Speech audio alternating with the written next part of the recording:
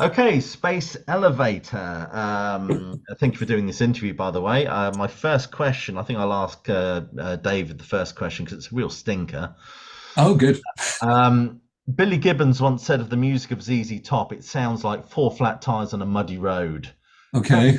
how would you describe the music that you make? Oh my goodness. Hopefully not like that. How would I describe it? We are eclectic. We are quite eclectic, which gives difficulty when pigeonholing it in a certain way. Um, I mean, I guess our principal concern or interest with songs is in fact that the songs rather than the play. I mean, not that we're not interested in the playing, but it's not about showcasing loads of widdly guitar solos and stuff like that. It's principally the song, the melody, the lyric. Um, so yeah, just the sort of time-honored tradition really of hoping to have very strong melodies, um, backed up by good playing and a good solid rock band. That's generally the idea, but with some flexibility. So we have elements of funk in there. We have elements of even the odd jazzy bit here and there. Elements of even proggy bits, I suppose, without being a prog band. Well, that's Um, funny, because I do see your band mentioned in the context of contemporary prog, but I mm, listened to you and I've watched you on YouTube. I don't see any references to gnomes, sprites, or capes, or fiddly solos anywhere. So how does that work? Why are you sort of mentioned in the same breath as progressive rock? do you know? I'm not really sure. I suppose it's because we have. I suppose the songs have sections often, you Okay. know, so that although we don't have extended solos necessarily, I mean, we have solos and stuff, but they're not extended solos, and the songs are not 10 minutes long, and we don't wear capes, as you correctly point out.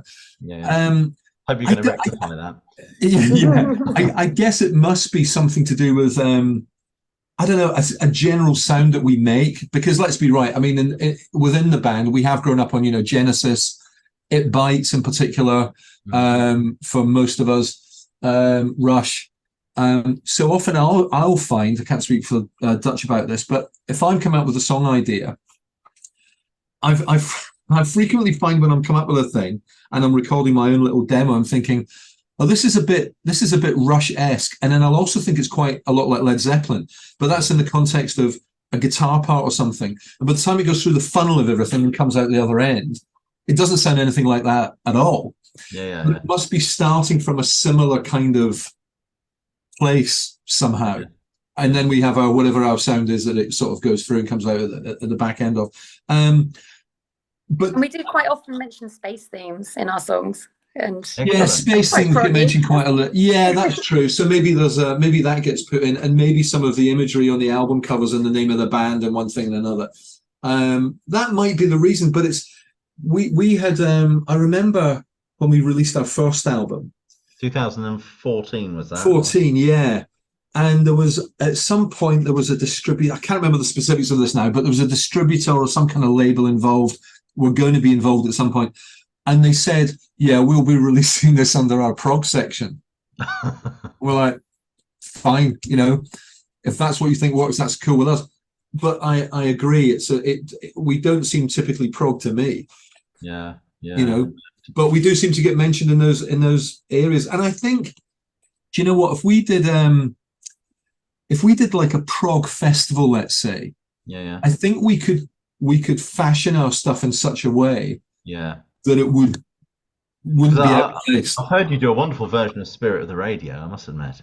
Yeah, we did Spirit of Radio. Yeah, so there you go. So we'll do a cover. I know. Let's do Spirit of Radio. So Yeah. you don't really think that if you don't have a one foot in the kind of prog world, I suppose. You Well, know. I mean, I was listening to this wonderful album which you sent me, and I really Yes. enjoyed it. But I was Thank waiting you. for like a 20-minute keyboard solo that never sort of came, really. Uh, but no, it's a fascinating album, and we'll talk about this in a minute. I mean, I'll ask Duchess a question. I suppose my subscribers are going to be curious as to who you are. I wonder if you could tell me a little bit about the band and how did you arrive at that fantastic name, that's a Space Elevator?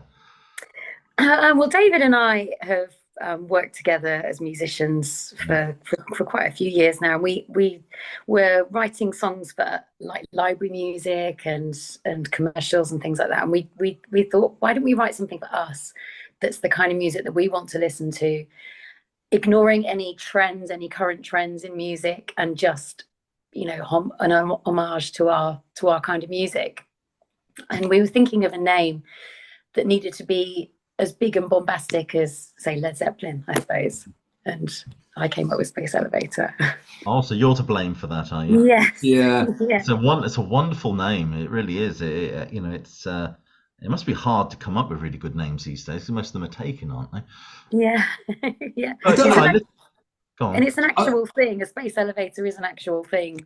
We've teamed up with a company that's designed the world's first space elevator in Canada, and we've been told that when it actually happens, we'll be the first band in space. It's such a cosmic name as well, if you excuse the pun. That has all this connotations of you know, just awesomeness, for want of a better word. Exactly. I think the thing was we wanted a name like you say, like you know, that meant something like, say, Led Zeppelin, as opposed to, let's say, the Smiths, for instance. So we wanted something that sort of conveyed, you know, bigness. Yeah. And it has, you say, it's led us into some interesting situation. I mean, because it was just the name of a band, right? It wasn't about we're all geeky scientists or anything. And it's led us into some interesting situations. Hence, we have a song called We Can Fly, not on the album you refer to. And we shot a video for that in Canada with this company called Thoth, who their day job is they test stuff for people sending things into space to make sure it's not going to blow up. That's their sort of day job. Right. But they happen to own the biggest privately owned satellite dish in the world. And when we met them in the UK, they said, "Oh, we've got this dish. You should come shoot it. It'd be amazing for a video, you know." So we thought about that for a few months, and in the end, we went and did it. And they've got a patent. They've got a patent on a design for a space elevator. That was the sort of tie-in, which is effectively, it's actually a 20-kilometer high tower from which what we would perceive as aeroplanes take off. It doesn't really look like an elevator the way we think of it, but they have a picture. So it was just a sort of happy accident. And they said, "Oh, we kind of quite like the idea of being hooked up with a rock band, you know." And we said, "Oh, okay, cool. You know, we'll come and do this video." So that was that really. So it's led us into some funny places. That was We Can Fly, yes? We Can Fly, yeah. Wow. I mean, I've got to say, I mean, listening to your music, I mean, the influences I hear more Queen than progressive rock, to be honest with you. And I did some research, and I think didn't this band rise from the We Will Rock You musical? And so I mean, basically, what are your influences? I think Queen are one of them, if I'm not mistaken. Well, for me to say that, I mean, Queen are my number one favorite band. I love Queen. Okay. The We Will Rock You thing, sort of yes and no. What happened with We Will Rock You was I was one of the guitarists on that show when I was at the Dominion in London. Mm-hmm. But I was adept. That's suffice it to say, there were two principal guitarists, Alan Darby, sadly no longer with us, who I covered for when we wanted a day off, and Laurie Wisefield from Wishbone Ash was the other guitarist, and Neil Murray was the bass player. Yeah. Neil Murray, if anyone listening doesn't know, I'm sure they do, but from Whitesnake, Black Sabbath, Gary Moore's band, Brian May's band, etc., etc. Irrespective of that, Dutch and I were putting this band together, or we were writing material for what would be a new band, let's say, but it was just the two of us. So we were recording the demos, and then we needed guys to play on the album. So I asked Neil, who I'd become friendly with, if he was interested in playing bass. But that's in the context of Neil Murray, the guy we know from Whitesnake. It wasn't really about We Will Rock You. And the musical director, or a previous musical director, was Elliot Ware, who'd also played with The Who, and was a wonderful keyboard player who was a huge prog fan. Well, I say he was a huge prog fan. He was a huge Genesis fan, and he was a huge Rush fan.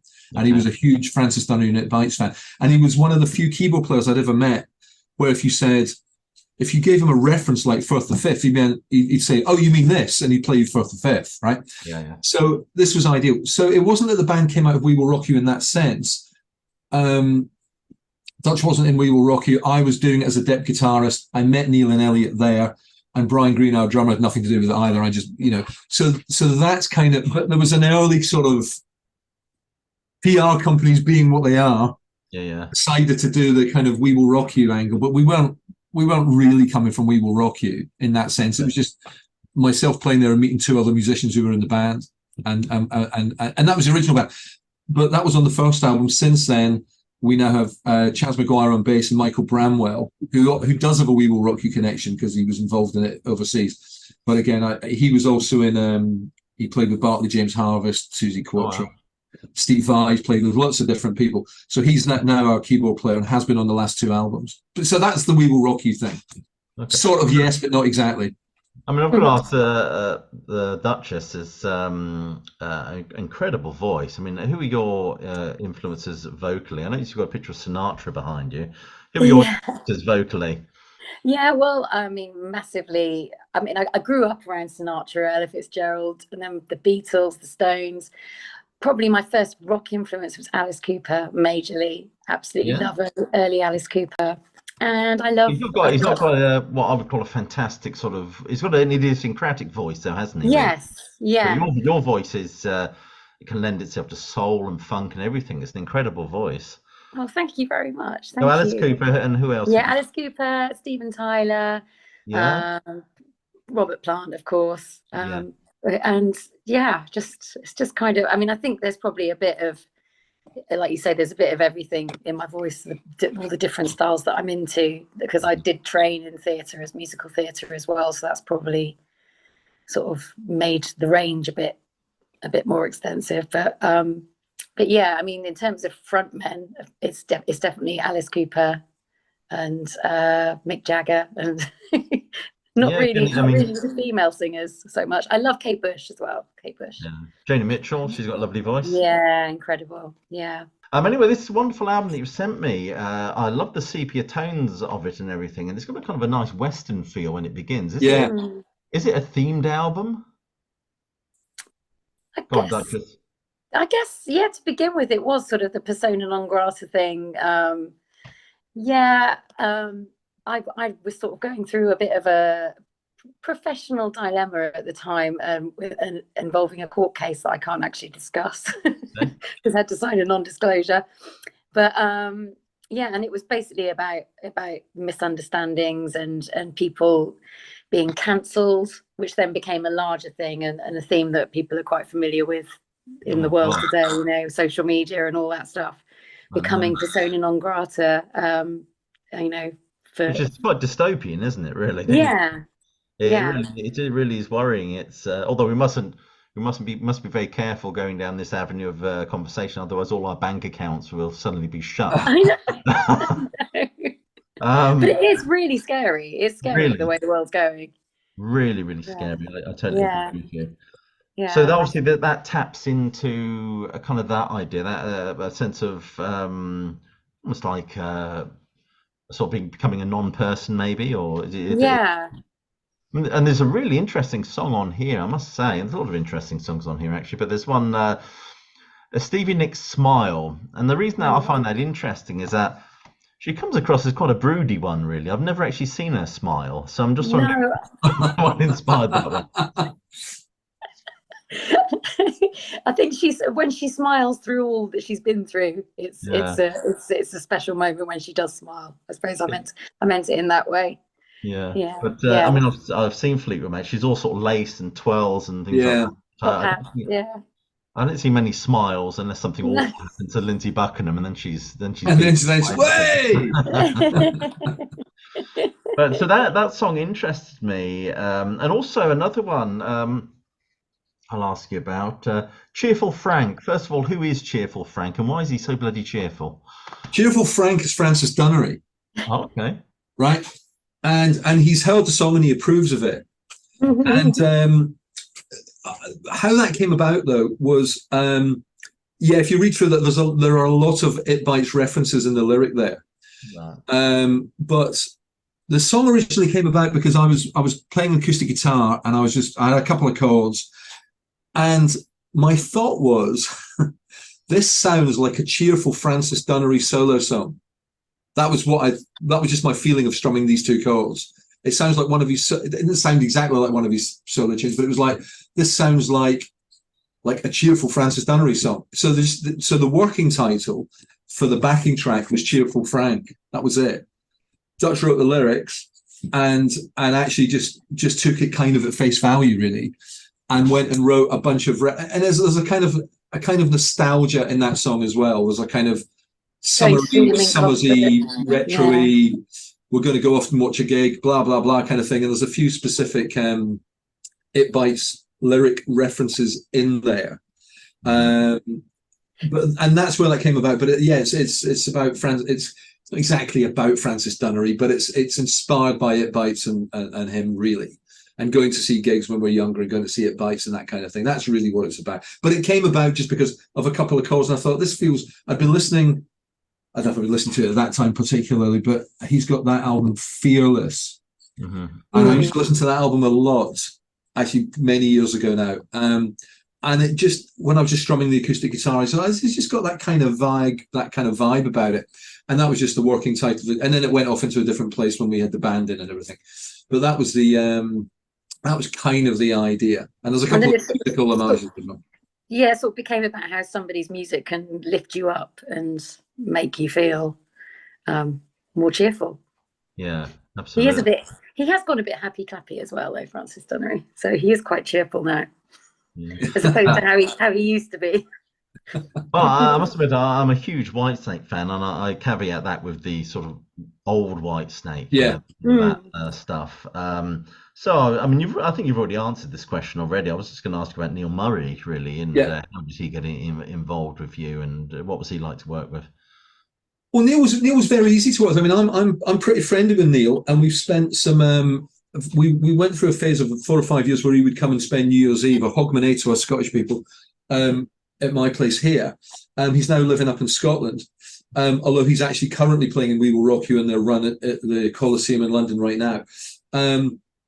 But as I say, so I was doing the show with him, and we were quite friendly. And I just asked him if he was interested in playing on this album. So when we put that album together, as I say, the two of us had written the material, and we kind of had an album before we had a band, really. So then it was a studio project. So we pulled it, and he was, extremely easy to work with, very, very easy. And he came in, and we recorded that album at Mike Moran's studio, which is another kind of Queen link in a way. But and Neil came in, Neil and Brian, our drummer, came in, and they played. We recorded the whole album in a couple of days, 2 or 3 days, that first album, something like that, which is generally how we record anyway. The rhythm section stuff is generally done in a couple of days. So that was very easy. And then Elliot put on the keyboards later. But when we then came to become a gigging band, that's when it started to get tricky, because everybody's got work already in the book. Neil had Snake Charmer on the go at that moment in time. So we did do one gig only with the original 5 of us. That's the only gig we ever did. So we did that album, then we did one gig at the 100 Club, a kind of launch gig, and then it just wasn't nobody was available all at the same time. So then we pulled in Chaz on bass, who's still our bass player and has been on the last 2 albums, and then Michael on keyboards as well. But working with Neil was dead easy. Nice thing is he still comes and sees us when he can, doesn't he? He comes and sees. He's been amazing. He'd always come and see us, and we'd play. He lived in Oxfordshire for a while before he moved up to Scotland. I think he moved up to Scotland in the pandemic, but we'd play in Oxford now and again. He'd always come to the gigs, so it was like, it'd been easy for you to stay in the band, Neil. You could have come and played, come to the gigs. But he did. He's been a brilliant supporter of the band, and he's always come and followed us. So that was lovely, really, really good. Which, going back to the conversation we were having before we sort of came on air, so to speak, which was that I went to see, I went to Donington in 1981 when I was still at school, and he was playing with Whitesnake that day. Yeah. That was quite a big deal for me when I ended up playing with him. That was like, wow, because you have that kind of, I was a kid watching this guy, and now I'm in the band playing with this guy, so that's really, really nice. It's certainly one of those people I'd love to interview for my channel, really, because all my audience are into all that Whitesnake classic rock and things like that. So I'd have to reach out to him, but you should do. Yeah, I mean, there's another band we've mentioned quite a lot is Queen. I always regret not seeing Queen, because in the 1980s I was into Motorhead, Iron Maiden, Saxon, all the kind of real heavy stuff, proper heavy stuff. Yeah, Queen to me seemed a little bit poppy when I was 16, and of course then we lost Freddie. Mm-hmm. Then I started listening to the old stuff they did in the 70s. I loved it, and I always regretted not going to see them. Yeah. Did you see them? I did. I was thinking about this earlier. I saw Queen 6 times with Freddie. I saw them in '79, and then I saw them again at Milton Keynes, and I saw them twice on the Works tour, and then I saw them twice. I saw the final gig at Nebworth and the one at Wembley Stadium. I saw those. But it's funny you should say that, because I remember being at school, when I was at school, and Queen, although Queen were my favourite band, they were always kind of a bit of an outlier. They were. Because I equally was into AC/DC, Kiss, Iron Maiden, Judas Priest, Led Zeppelin, Rush, whatever. Yeah. And Queen did seem kind of a weird outlier. So in the days of like denim jackets and patches, Queen weren't really in that thing, you know. They sort of were a bit, but not exactly. And certainly once you got into the 80s and they seemed to go more, they had like more pop type hit singles. Yeah. They seemed even further away from that when bands like Iron Maiden were coming in and Motorhead and Judas Priest and what have you. But they were just great. And you know, funnily enough, I'm going to see Iron Maiden on Saturday, who I haven't seen since Paul Di'Anno was their singer. All right. But bands like that I've kind of gone away from, but Queen I've sort of stayed with through the years.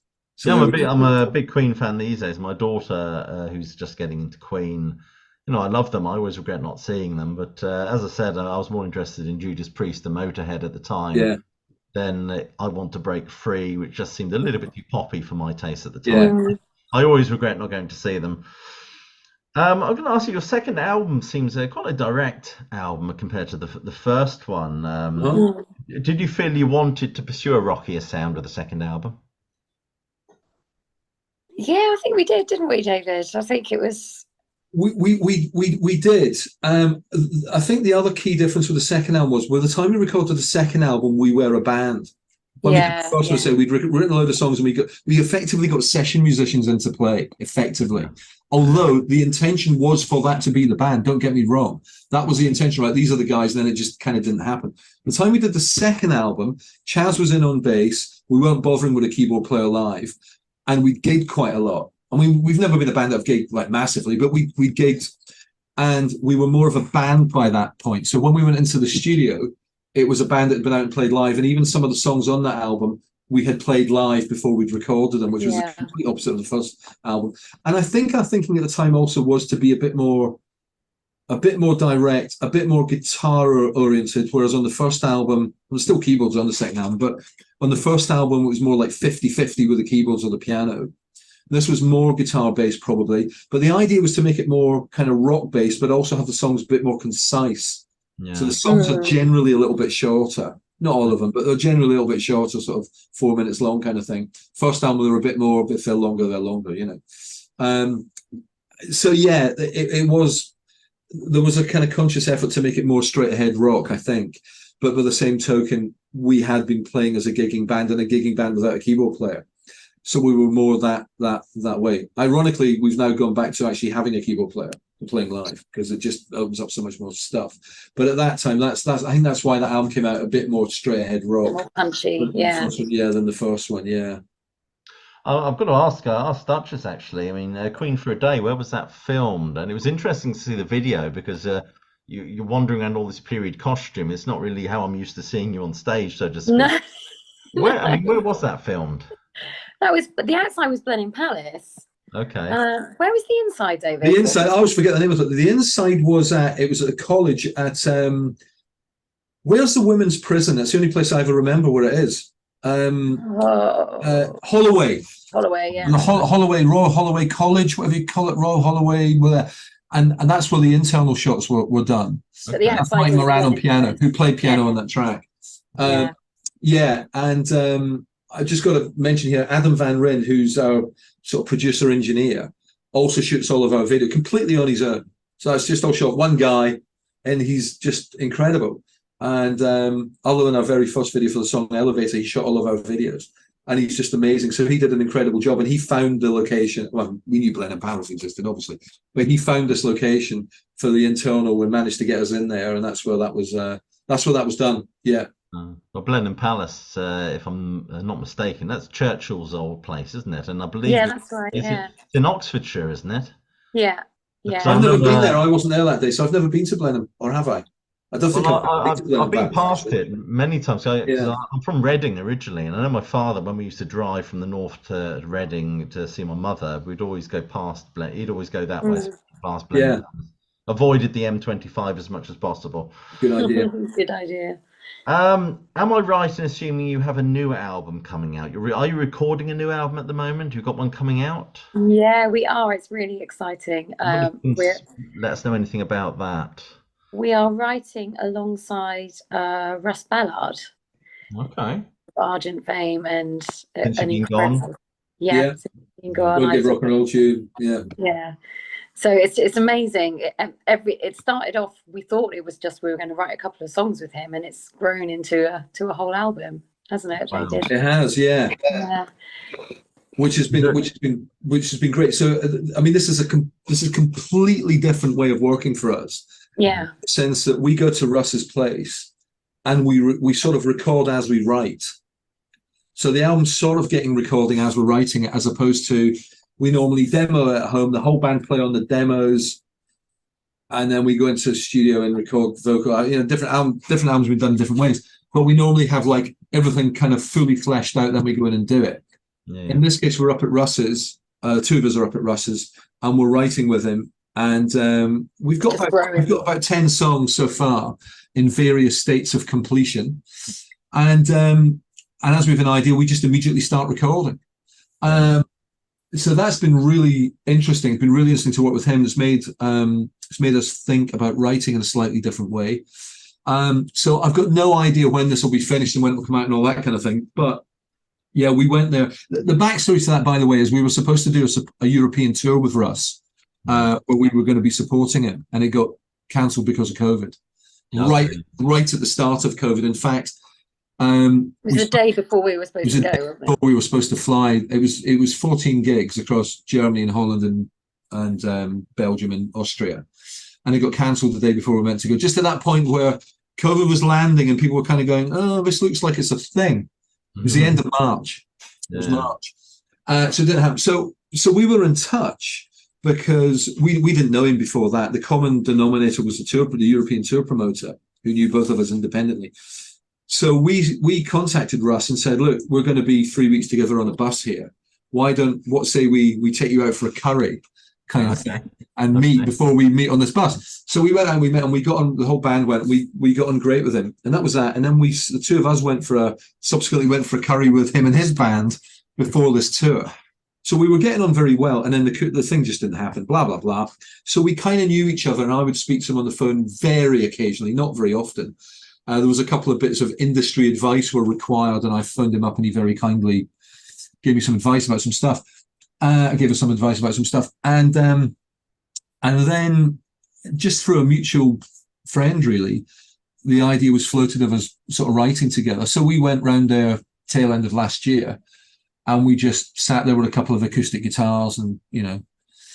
Is there a title for this album? Not yet. There isn't. No. And and then it just turns into a thing, and now we go there every week, either 1 or 2 days every week. We go around to his studio and we write and record. He is a great person if you want to interview somebody about any of the 70s, and I'd love to. He's brilliant. Russ Ballad, Neil Murray. I'd love to interview those guys, but it's how contactable they are, really. Sometimes if they have a Facebook page or an email you can find, and we can probably talk about this later. Yeah, we can. I've got one final question for you, actually, and it's a stinker. I thought I'd not for me then this time, surely. Well, it's a kind of a question I'm going to throw at both of you. I don't know who's going to go first. But, name the one song that you wish you had written. The best song that you wish you could say you'd written. Oh my God. I asked Mick Box from Uriah Heep this. He said, "I wish I could have written and patented or copyrighted Happy Birthday, because that'd be a more now." Well, along those lines, do you know that I found this out recently? You may or may not know. I certainly didn't know. The song that was bought by a publishing company for the most amount of money ever is "Walking on Sunshine." The Casey and the Katrina and the Waves. A publishing company like Universal, somebody paid millions for the rights to that song. Really? So that one, if we're going down that route, not musically, but if we're going down that route, that would be the one. I don't know. At the moment, I'd probably say "Since You've Been Gone," because just looking at how many requests Russ gets from like syncing things and adverts and films and something that still stands the test of time today. Well, okay, yeah, we've got great answers. "Walking on Sunshine," "Since You've Been Gone," that wasn't what we expected, was it? There we are. Well, I mean, this is to fess up. I would never tell my subscribers, or I have now, is I used to be a big fan of Katrina and the Waves. I loved those early albums that they did, I but don't know anything other than that tune. I don't even know if they're still. I don't even know if they're still around or whether those albums are even available to buy now. But I did enjoy them. know. Sort of guitar-based poppy thing. It was really good. I It's a enjoyed it. funny thing when you're a jobbing musician. That song's a funny one because if you've ever played, parties and weddings and blah blah blah, it's one of those songs that's just synonymous with those situations, which are fine, but may not be necessarily what you want to do with your career, No. and therefore that song just feels like, oh, that's kind of what it ends up meaning to you if you done that kind of stuff. But obviously it's a great song because it's it's done what it's done. So yeah, I'd kill for a bit of that. Well, I will thank you both for your time. Thank you. I will Thank plug you. this album since the new one's not out yet. This one, Persona Non Grata. I will put a purchasing link Thank Oh, you. to this Thank you. video, so you can go and definitely do check that out. And there's loads of videos you can go and check out as well. So thank you so much for doing this interview. Pleasure. Thanks for asking us. you.